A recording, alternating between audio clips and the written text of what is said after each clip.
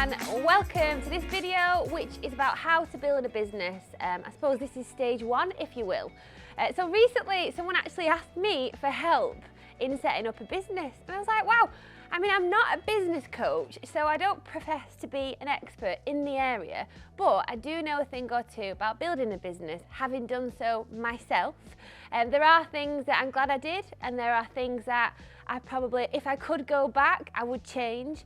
So I'm going to do a series of videos to try and give you my pearls of wisdom, my experiences, the challenges and hurdles and obstacles that I've overcome, the things that I think I did well and I'm glad I did, and the things that I did not so good and probably would change if I had a time machine.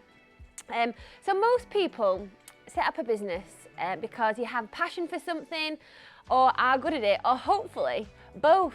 But then you get your business and you're like, yes, this is well exciting.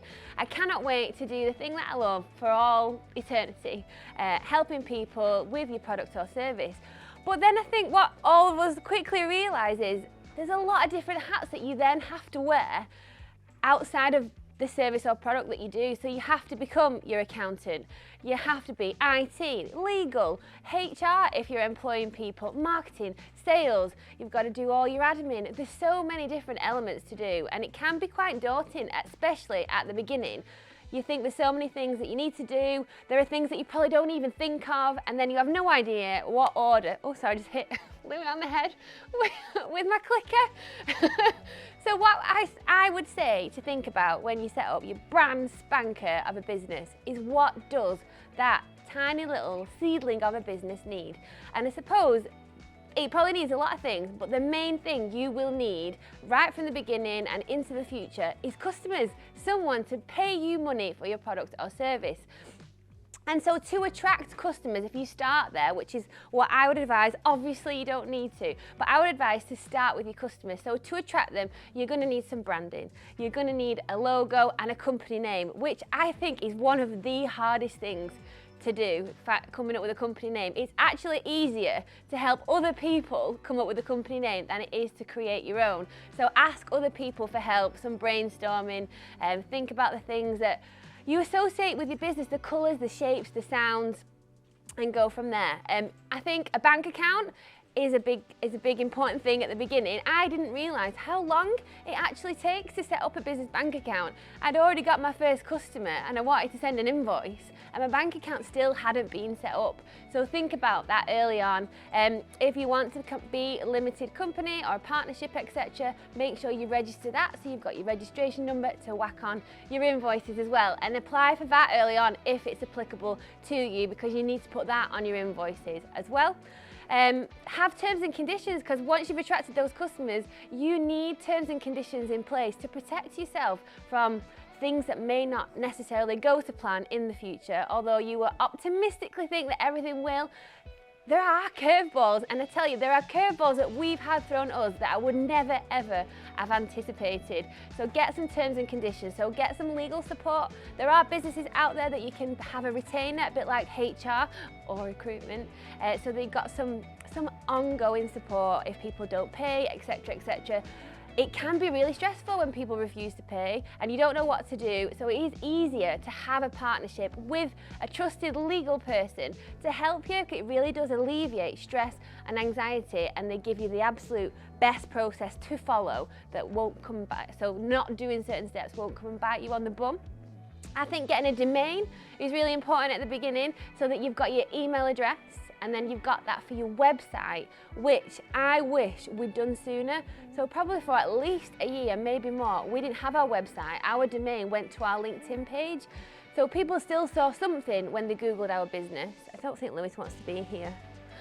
He doesn't want to talk about business. He thought it was about biscuits. So I would advise to get your website sooner.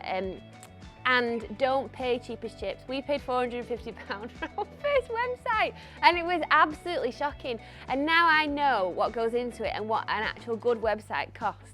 I would always say never do that.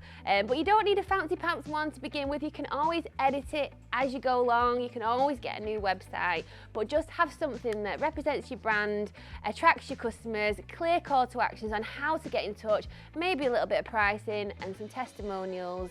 And then I think you're good to go, but definitely do that. And then social media as well. So this is all about your branding and attraction. So you've got your website, but get on social media. Figure out what platform is the best one for you.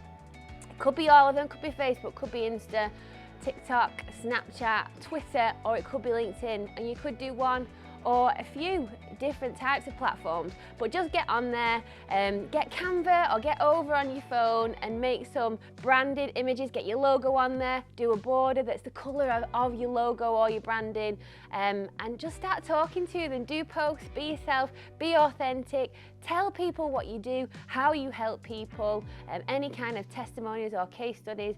Videos is a really good one. We were dragged kicking and screaming into videos, I think 2 or 3 years after we started the business, and it's one of the best things we've ever done for Fresh. So I'd strongly advise you to get over yourself and do video. And then business cards, I think, again, branding and keeping in people's minds. You need your business cards because I'm going to advise that you get out to networking events, and that was really scary for me. And we did it quite early on, but only probably after the first 6 to 12 months. I wish I'd started networking right at the beginning. So that would be another strong point of advice to you. Get out there, go and meet people who are in the same situation as you or have been. Tell them about yourself, get to know them.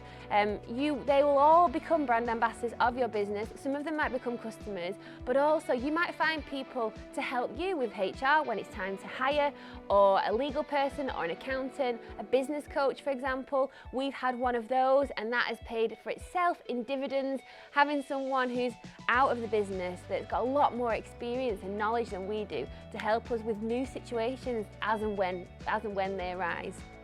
What else?